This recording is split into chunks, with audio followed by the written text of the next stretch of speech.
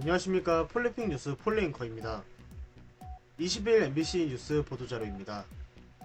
소상공인 장기연체자 143만 명 5천만 원까지 탕감이라는 헤드라인인데요. 영상 보고 오시죠. 코로나19 이전이었던 2019년 자영업자 대출 연체율은 0.79%, 지난해엔 1.67%, 배 이상까지 올랐습니다. 올해도 개선 기미는 없습니다. 코로나 충격을 간신히 이겨낸 소상공인은 최근 내수 부진이 장기화함에 따라 매출이 줄고 폐업 위기에 내몰리고 있습니다. 예산 1조 4천억 원을 투입해 세무조정 3종 세트를 시행합니다. 첫째, 장기 연체 빚 소각. 7년 이상 밀린 5천만 원 이하 대출금을 탕감합니다.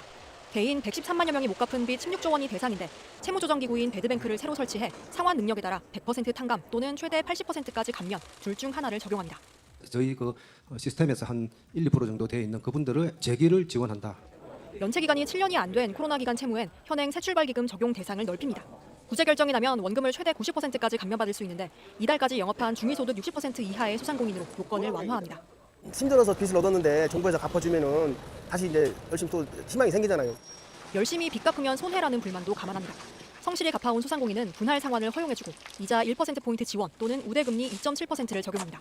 정부가 재정을 투입해 개인 채무 조정에 나선 건 2017년 이후 8년 만입니다. 정부가 이번 2차 추경을 통해 자영업자와 소상공인 등의 장기연체자 143만 명을 대상으로 특별 채무조정 패키지를 마련하고 7년 이상 연체 5천만 원 이하의 빚은 일괄 탕감하기로 했습니다.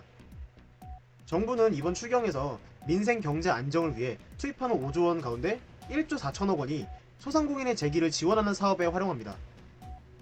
구체적으로 장기연체 채권 매입, 소각 4천억 원, 새출발 기금 확대 7천억 원, 성실 회복 프로그램 3천억 원 등을 지원합니다.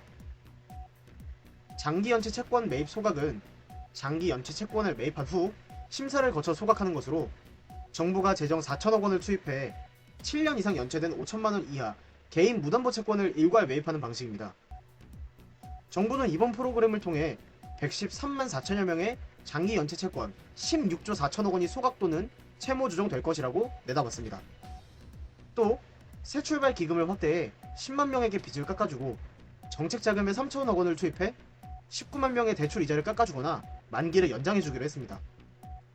이러한 정책 발표에 따라서 사회 소외계층을 다시 한 발짝 사회에 다가설 수 있게 하는 좋은 반응과 함께 빚을 내가면서 빚을 갚았던 성실상환자들은 허탈감과 분통함을 보이는 부정적인 반응이 나오고 있습니다.